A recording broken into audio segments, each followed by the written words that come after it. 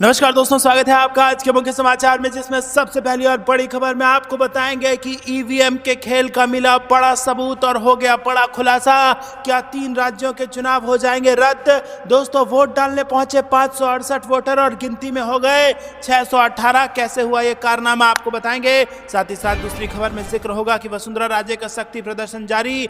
10 विधायकों ने की पूर्व सीएम से मुलाकात। राजस्थान में जबरदस्त सियासी उठापटक और राजस्थान का ऊंट, सियासी ऊंट किस करवट बैठेगा, इसको लेकर अभी भी तमाम अटकलें लगाई जा रही है। तीसरी खबर में आपको बताएंगे इंडिया गठबंधन के बारे में। विधानसभा चुनाव नतीजों के बाद विपक्ष का बड़ा दावा, कहा 2024 में इंडिया की बनेगी सरकार। चौथी खबर में आपको बताएंगे कि पश्चिम बंगाल के मुख्यमंत्री ने केंद्र सरकार से मांगा इस्तीफा, जारी करे फंड या खाली कर दे ऑफिस। बंगाल के बकाये पर ममता बनर्जी का केंद्र पर जबरदस्त गुस्सा।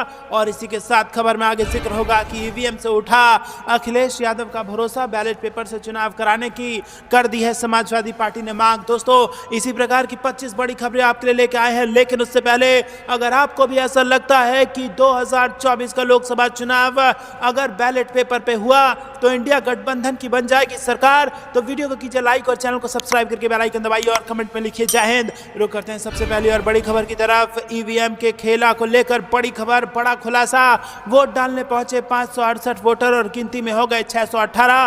परिणाम के बाद हुआ ये बड़ा खुलासा। जी हां दोस्तों, ये खबर पत्रिका में छपी एक खबर के हिसाब से हम आपको बता रहे हैं, जिसमें आपको बता दें कि छपा है कि उत्तर विधानसभा क्षेत्र के एक मतदान केंद्र के 568 वोट गिने बिना ही परिणाम जारी कर दिए गए। मॉक पोल के ईवीएम टेस्टिंग के दौरान डाले गए वोट डिलीट नहीं किए गए, जिससे 568 वोटर पहुंचे और 618 वोट ईवीएम में दिखाई दे रहे थे।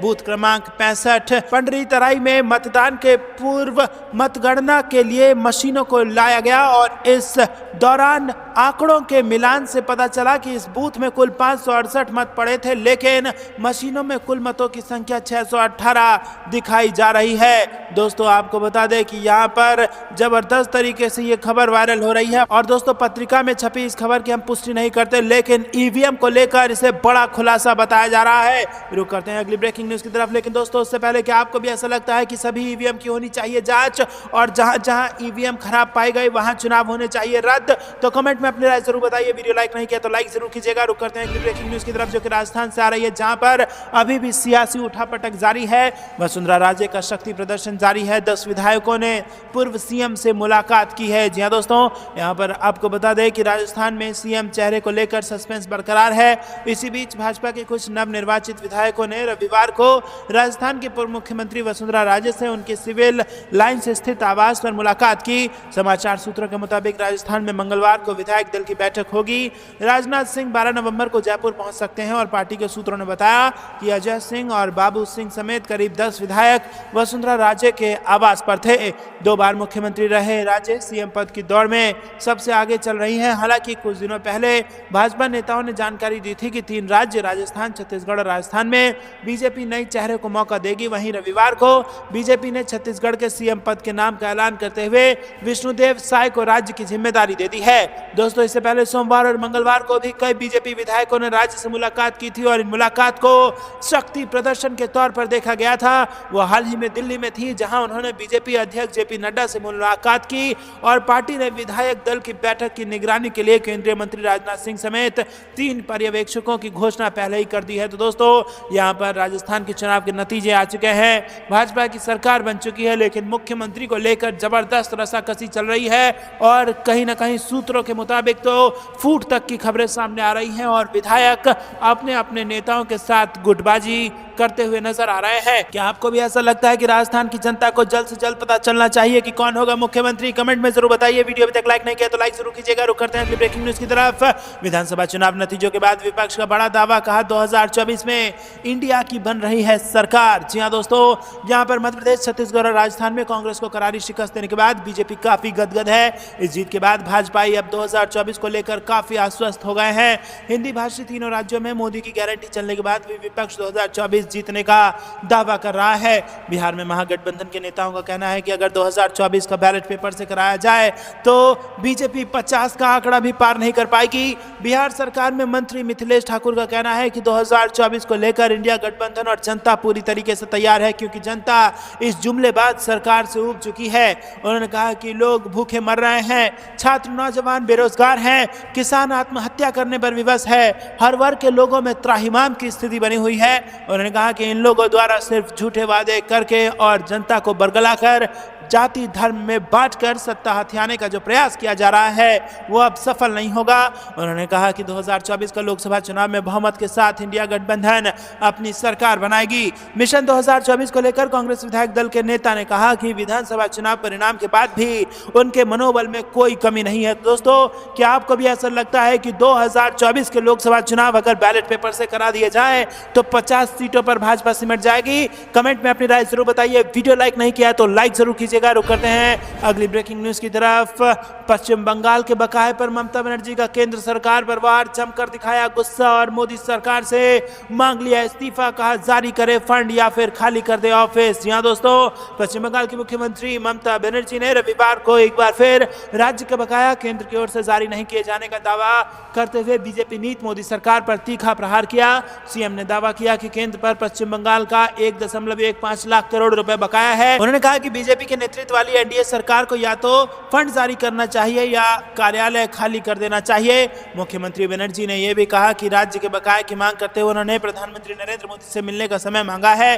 दोस्तों, आपको क्या कुछ लगता है, क्या वाकई में पश्चिम बंगाल को उसका हक मिलना चाहिए? और अगर ऐसा करने में मोदी सरकार विफल होती है तो इस्तीफा दे देना चाहिए? कमेंट में अपनी राय जरूर बताइए। वीडियो अभी तक लाइक नहीं किया तो लाइक जरूर कीजिएगा। रुक करते हैं अगली ब्रेकिंग न्यूज की तरफ। ईवीएम से उठ गया है अखिलेश यादव का भरोसा, बैलेट पेपर से चुनाव कराने की उठा दी मांग। जी हां दोस्तों, आपको बता दें कि अखिलेश यादव ने शनिवार को चुनावों में मतपत्रों के इस्तेमाल की वकालत की और ईवीएम का नाम लिए बिना कहा कि इन मशीनों और नतीजों ने लोगों के मन में अविश्वास की भावना पैदा कर दी है।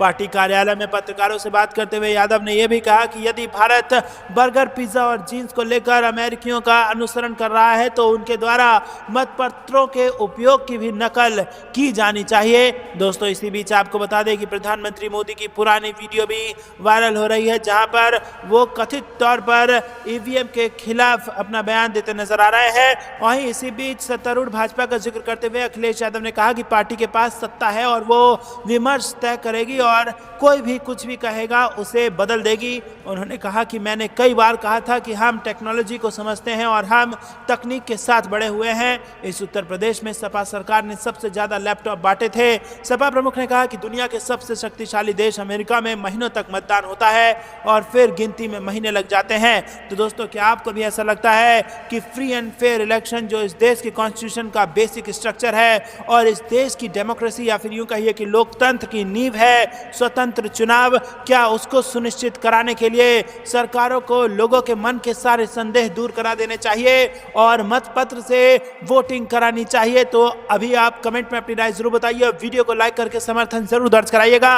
रुक करते हैं अगली ब्रेकिंग न्यूज की तरफ। हार के बाद कांग्रेस का फिर ईवीएम वाला राग, अब सुप्रीम कोर्ट से कर दी ये बड़ी डिमांड। जी हां दोस्तों, मध्य प्रदेश, राजस्थान और छत्तीसगढ़ विधानसभा चुनाव में हार के बाद कांग्रेस ने एक बार फिर इलेक्ट्रॉनिक वोटिंग मशीनों की विश्वसनीयता पर सवाल उठाया है। इस बार कांग्रेस के प्रदेश सचिव द्वारा सुप्रीम कोर्ट चीफ जस्टिस को पत्र लिखकर ईवीएम की जांच के लिए सॉफ्टवेयर एक्सपर्ट की कमेटी और सुप्रीम कोर्ट की निगरानी में इन्हें चेक करवाने की डिमांड की है। उन्होंने लिखा कि मध्य प्रदेश के विधानसभा चुनाव में विभिन्न विसंगतियों के साथ ईवीएम से प्राप्त चुनाव परिणामों को लेकर मध्य प्रदेश के मतदाताओं में असंतोष है। मध्य प्रदेश कांग्रेस कमेटी के प्रदेश सचिव राकेश सिंह यादव ने आरोप लगाते हुए कहा कि चुनाव आयोग एवं ईवीएम बनाने वाली कंपनियों का दावा है कि ईवीएम पूरी तरह से सुरक्षित है और ईवीएम को हैक नहीं किया जा सकता।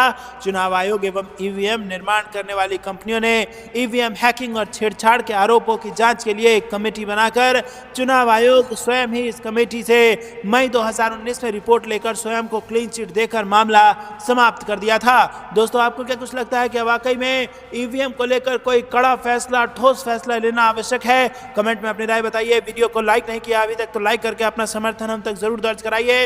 रुक करते हैं ब्रेकिंग न्यूज की तरफ। सिंधिया समर्थक विधायक प्रेस वालों के फोन तक नहीं उठा रहे। 52 विधायक गेम चेंज करने के मूड में। मध्य प्रदेश में फिर से आ सकता है सियासी भूचाल। जी हां दोस्तों, मध्य प्रदेश में मुख्यमंत्री के चुनाव हेतु विधायकों की लॉबिंग का आखिरी दिन है। नेता, पत्रकार और ब्यूरोक्रेट्स लगातार एक दूसरे के कांटेक्ट में हैं और सब जानना चाहते हैं कि मुख्यमंत्री का नाम फाइनल हुआ या नहीं, कौन सबसे आगे चल रहा है। और इस सब के बीच सन 2019 में सत्ता परिवर्तन करने वाले केंद्रीय मंत्री श्री ज्योतिरादित्य सिंधिया सिंधिया के समर्थक विधायक पत्रकारों से बात नहीं कर रहे हैं, फोन ही नहीं उठा रहे हैं। राजधानी भोपाल के कुछ पत्रकारों ने बैठे ठाड़े क्या करें, करना है कुछ काम की तर्ज पर विधायकों का मूड जानने के लिए एक सर्वे प्लान किया और भारतीय जनता पार्टी के सभी 163 विधायकों को फोन लगाए गए और फिर उसकी रिपोर्ट पब्लिश की गई और इस रिपोर्ट से स्पष्ट हुआ कि 163 में से 91 विधायक अनुशासन में हैं। बयान दिया है कि पार्टी जो निर्णय लेगी वही हमारा निर्णय होगा और इसी के साथ 20 विधायक अनुशासनहीन हैं। इनमें से 18 ने शिवराज सिंह को, एक ने ज्योतिरादित्य सिंधिया को और एक श्री प्रहलाद सिंह पटेल को अपना नेता बता रहे हैं। और 52 विधायक ऐसे हैं दोस्तों जो 4-4 बार फोन लगाने पर भी फोन नहीं उठा रहे हैं। तो आपको क्या लगता है, क्या मध्य प्रदेश में एक बड़ा सियासी भूचाल इंतजार कर रहा है? कमेंट में अपनी राय जरूर बताइए। वीडियो को लाइक नहीं किया है तो लाइक करके समर्थन दर्ज कराइए। रुक करते हैं अगली ब्रेकिंग न्यूज की तरफ। कौन है ईवीएम हैकिंग करने वाले हरि प्रसाद, जिनसे चुनाव आयोग भी नहीं मिलना चाहता? जी हां दोस्तों, भारत में जब जब चुनाव होते हैं के तुरंत बाद ईवीएम मशीन को लेकर गंभीर सवाल खड़े होते हैं तथा ईवीएम की साख खतरे में आ जाती है। हालिया विधानसभा चुनाव के नतीजे के बाद भी ईवीएम को लेकर फिर से सवाल खड़े हो गए हैं। कांग्रेस पार्टी के बड़े नेता अपनी हार की वजह ईवीएम मशीन को बता रहे हैं। दिग्विजय सिंह जैसे नेताओं का कहना है कि बीजेपी ईवीएम में गड़बड़ी करके चुनाव जीती है। और इसी बीच एक नाम है जिसकी काफी चर्चा हो रही है, वो नाम है हरिकृष्ण प्रसाद वेमरुका। यह आंध्र प्रदेश सरकार में तकनीकी सलाहकार थे और बीबीसी की एक रिपोर्ट के मुताबिक हरि प्रसाद 2010 में सुर्खियों में आए थे क्योंकि तब उनके ऊपर कथित तौर पर ईवीएम से छेड़छाड़ करने और ईवीएम चुराने के आरोप लगे थे। दोस्तों 2019 में तेलुगु देशम पार्टी ने भारत के चुनाव आयोग को एक प्रस्तावित टीम का नाम सौंपा जिसमें हरि प्रसाद भी शामिल थे, तो चुनाव आयोग ने उनकी उपस्थिति पर आपत्ति जताई थी। दोस्तों हरि प्रसाद एक ऐसा नाम है जो दावा करते हैं कि हैकिंग हो सकती है ईवीएम की, और पार्टियां भी दावा करती है कि वो ये साबित कर सकते हैं कि ईवीएम की हैकिंग हो सकती है। लेकिन पार्टी जिस टीम में हरि प्रसाद का नाम डाल देती है उस टीम से ईवीएम मिलने से इनकार कर देती है। तो दोस्तों हरि प्रसाद का खौफ ईवीएम के समर्थकों को सता रहा है। आपको क्या कुछ लगता है कमेंट में जरूर बताइए। वीडियो लाइक नहीं किया तो लाइक जरूर कीजिएगा। रुक करते हैं अगली ब्रेकिंग न्यूज की तरफ। प्रियंका गांधी के दौरे के लिए सजने लगा धर्मशाला। कांग्रेस सरकार के 1 साल होने पर कार्यक्रम, 30,000 लोगों के बैठने की व्यवस्था। जी हां दोस्तों, धर्मशाला के नेताजी सुभाष चंद्र बोस पुलिस मैदान में 11 दिसंबर को आयोजित होने वाले व्यवस्था परिवर्तन का 1 साल कार्यक्रम को यादगार बनाने के लिए कांग्रेस पार्टी और सरकार तैयारियों में जुटे हुए हैं। प्रियंका गांधी के दौरे को लेकर पर्यटन नगरी धर्मशाला पूरी तरह से सजने लगा है और प्रियंका गांधी रोड शो भी करेंगी। पुलिस मैदान में एक बड़ा मंच बनाया जा रहा है, वहीं 30,000 से ज्यादा लोगों के बैठने की व्यवस्था भी की जा रही है। रुक करते हैं अगली ब्रेकिंग न्यूज की तरफ। जब डॉक्टर मनमोहन सिंह प्रधानमंत्री थे तब देश की जीडीपी 8.1% थी। कांग्रेस ने मोदी सरकार पर साधा निशाना। जी हां दोस्तों, कांग्रेस ने कहा कि प्रधानमंत्री नरेंद्र मोदी और वित्त मंत्री निर्मला सीतारमण जुलाई सितंबर के हालिया आंकड़ों के आधार पर परिवर्तनकारी सकल घरेलू उत्पाद यानी कि जीडीपी वृद्धि के बारे में बार बार बात कर रहे हैं, लेकिन दीर्घावधि में वार्षिक वृद्धि दर अधिक मायने रखती है। कांग्रेस ने कहा कि संयुक्त प्रगतिशील गठबंधन सरकार के दौरान वार्षिक औसत जीडीपी वृद्धि दर 8.1% थी, जो मौजूदा सरकार में 5.4% है। मोदी ने पिछले सप्ताह कहा था कि चालू वित्त वर्ष की दूसरी तिमाही के सकल घरेलू उत्पाद की वृद्धि का आंकड़ा वैश्विक स्तर पर मुश्किल हालात होने के बीच भारतीय अर्थव्यवस्था के लचीलेपन और ताकत को दर्शाता है। कांग्रेस महासचिव जयराम रमेश ने एक्स पर लिखा, प्रधानमंत्री और वित्त मंत्री बार बार जुलाई सितंबर 2023 के हालिया आंकड़ों के आधार पर भारत में परिवर्तनकारी जीडीपी वृद्धि के बारे में बात कर रहे हैं। तिमाही विकास आंकड़े को छोड़ दे जो कई कारणों से ऊपर नीचे हो सकते हैं, अर्थव्यवस्था बेहतर प्रदर्शन कर रही है। अगर ये समझना है तो सबसे ज्यादा महत्वपूर्ण लंबी अवधि की वार्षिक विकास दर है। रुक करते हैं ब्रेकिंग न्यूज की तरफ। राष्ट्रीय सुरक्षा के प्रति लापरवाह है मोदी सरकार। अमित शाह के बिहार दौरे पर हमलावर हुई जेडीयू। भारत नेपाल सीमा क्षेत्र में गिनाई लापरवाहियां। जी हां दोस्तों, यहां पर केंद्रीय गृह मंत्री अमित शाह के बिहार आगमन के पूर्व रविवार को जेडीयू ने केंद्र सरकार पर गंभीर आरोप लगाए। जेडीयू की ओर से कहा गया कि राष्ट्रीय सुरक्षा के प्रति मोदी सरकार लापरवाह है। जेडीयू के मुख्य प्रवक्ता नीरज कुमार ने यह आरोप लगाते हुए अमित शाह से सवाल किए हैं कि भारत नेपाल सीमा की सुरक्षा कौन करेगी। उन्होंने भारत नेपाल सीमा सड़क निर्माण में हो रही देरी और सड़क निर्माण को लेकर सीमा सशस्त्र बल के सुझाव को नहीं मानने को सुरक्षा के प्रति मोदी सरकार की लापरवाही कहा है।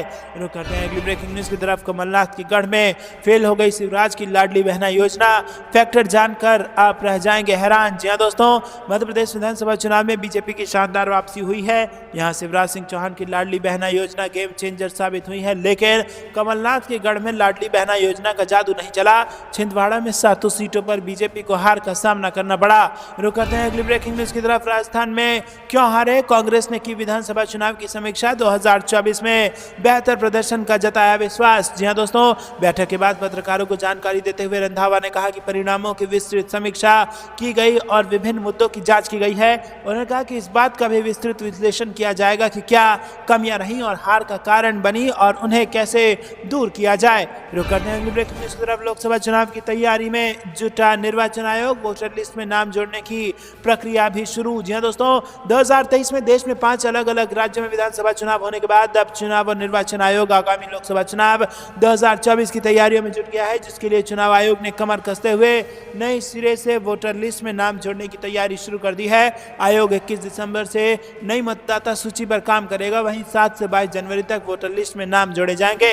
एक साल से चुनाव निपटाने में लगे कर्मचारियों ने विधानसभा चुनाव के बाद कुछ राहत की सांस ली ही थी कि 5 दिसंबर को निर्वाचन आयोग ने लोकसभा चुनाव को दृष्टिगत रखते हुए मतदाता सूची तैयार करने के लिए आदेश जारी कर दिया है, जिसके चलते 6 से 22 जनवरी तक नए सिरे से वोटर लिस्ट में नाम जोड़ने की प्रक्रिया शुरू की जाएगी, जिसके लिए जिले के 2049 मतदान केंद्रों पर बीएलओ बैठेंगे और नाम जोड़ेंगे। रुक करते हैं अगली ब्रेकिंग न्यूज की तरफ। जयंत चौधरी का बड़ा बयान, बोले मैं इंडिया गठबंधन और अखिलेश यादव के साथ विपक्षी दलों को करेंगे एकजुट। जी हां दोस्तों, राष्ट्रीय लोक दल के अध्यक्ष जयंत चौधरी ने कहा कि वो इंडिया गठबंधन और अखिलेश यादव के साथ हैं, वो विपक्षी दलों को साथ लेकर चलेंगे। जयंत शनिवार को लखनऊ में हुई आरएलडी कार्यकारिणी बैठक में शामिल होने आए थे।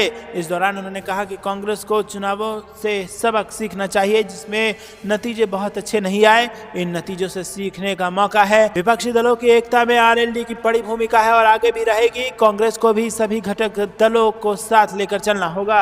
रुक करते हैं अगली ब्रेकिंग न्यूज की तरफ। कांग्रेस की परिवर्तन संकल्प यात्रा देश के लिए प्यार भाईचारे का पैगाम देने के लिए होगी, अजय राय का बयान। जी हां दोस्तों, उत्तर प्रदेश के मेरठ जिले के chamber of commerce roadways bus अड्डे के पास शनिवार को सुभाष चंद्र बोस के साथी रहे जनरल शाहनवाज खान की पुण्यतिथि पर आयोजित श्रद्धांजलि सभा में पहुंचे कांग्रेस के उत्तर प्रदेश अध्यक्ष अजय राय ने कहा कि कांग्रेस की जल्द ही शुरू होने वाली परिवर्तन संकल्प यात्रा देश के लिए प्यार भाईचारे का पैगाम देने के लिए होगी। अजय राय ने जनरल शाहनवाज खान के चित्र पर पुष्पांजलि अर्पित की और सभा को संबोधित करते हुए कहा कि जनरल खान जैसी शख्सियत का जुड़ाव मेरठ से रहा है और वो सुभाष चंद्र बोस के साथ रहे, स्वतंत्रता सेनानी रहे और मेरठ से सांसद और केंद्रीय मंत्री रहे। दोस्तों, रुक करते हैं अगली ब्रेकिंग न्यूज की तरफ। तेलंगाना सीएम रेवंत रेड्डी ने सरकार के 6 सलाहकारों को बर्खास्त किया। जी हां दोस्तों, पद संभालने के 3 दिन के भीतर एक और महत्वपूर्ण फैसले में तेलंगाना के मुख्यमंत्री रेवंत रेड्डी ने सरकार के 6 सलाहकारों को बर्खास्त कर दिया और मुख्य सचिव शांति कुमार ने एक सरकारी आदेश जारी कर 3 मुख्य सलाहकारों और 3 सलाहकारों की नियुक्ति या विस्तार को रद्द कर दिया। सभी सलाहकारों की नियुक्ति के चंद्रशेखर राव की अध्यक्षता वाली पिछली बीआरएस सरकार द्वारा की गई थी। उसमें पूर्व मुख्य सचिव राजीव शर्मा और सोमेश कुमार, पूर्व डीजीपी अनुराग शर्मा, पूर्व आईपीएस अधिकारी ए.के. खन्ना, सेवानिवृत्त आईएएस जे.आर. रेड्डी और सेवानिवृत्त आईएफएस आर. शोभा शामिल थे। मुख्य सचिव के पद से सेवानिवृत्त होने के बाद राजीव शर्मा को 2016 में सरकार का मुख्य सलाहकार नियुक्त किया गया था और इस साल अगस्त में उन्हें एक्सटेंशन दिया गया था। रुक करते हैं अगली ब्रेकिंग न्यूज की तरफ। लोकसभा चुनाव से पहले 56 सांसद रिटायर होंगे, इनमें 30 बीजेपी से। मोदी सरकार को इस कार्यकाल में राज्यसभा में बहुमत नहीं। जी हां दोस्तों, यहां पर राज्यसभा से जुड़ी बड़ी खबर आ रही है। रुक करते हैं अगली ब्रेकिंग न्यूज की तरफ। अखिलेश यादव ने सरकार पर बोला हमला, भाजपा गारंटी है महंगाई और बेरोजगारी की, सड़कों पर ट्रैफिक पुलिस से ज्यादा नजर आते हैं सांड। जी हां दोस्तों, टुंडला में अहिल्याबाई होलकर की लगी हुई प्रतिमा भाजपा वालों ने हटवा दी। हम अहिल्याबाई का सम्मान करते हैं, उनकी प्रतिमा हम लखनऊ में लगवाएंगे। भाजपा ने स्वास्थ्य व्यवस्था चौपट कर दी है, सड़क पर ट्रैफिक पुलिस से ज्यादा सांड दिखाई देते हैं। ये बीजेपी सरकार की नई भर्ती है। सड़क दुर्घटना में लोग मर रहे हैं लेकिन सरकार को दिखाई नहीं दे रहा। ये सारे बयान और आरोप अखिलेश यादव ने भारतीय जनता पार्टी पर लगाए हैं। तो दोस्तों, ये थी दिन भर की सारी जरूरी और बड़ी खबरें। अंत तक बने रहने के लिए बहुत बहुत धन्यवाद। चैनल से पहले वीडियो को कीजिए लाइक और चैनल को सब्सक्राइब करके बेल आइकन दबाइए और कमेंट में लिखिए जय हिंद। अभी के लिए इतना ही। जय हिंद, जय भारत। दोस्तों, अगर आप भी कांग्रेस पार्टी के साथ खड़े हैं और कांग्रेस का ही साथ देंगे और लोकसभा चुनाव 2024 में इंडिया गठबंधन की जीत होगी तो कमेंट में इंडिया भी जरूर लिखिएगा। जय हिंद, जय भारत और भारत माता की जय।